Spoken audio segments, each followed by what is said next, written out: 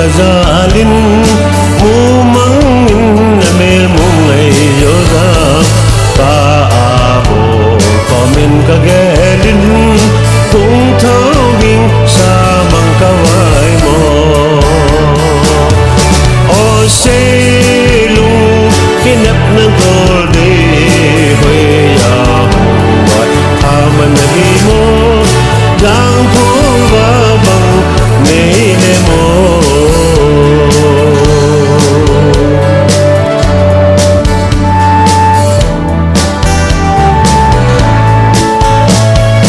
so molwai lawa kakonin zai thane ming mongai dinde sunni satle nawa ngajin mona ding kong nehin dono o selung kinap na golde hoya huwat haman nahi mo lang ko babang nene mo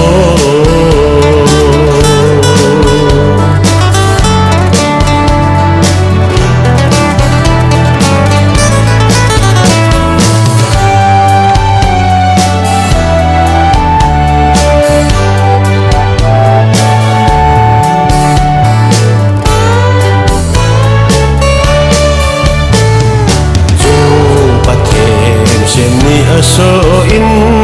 mi din nin kipanan mang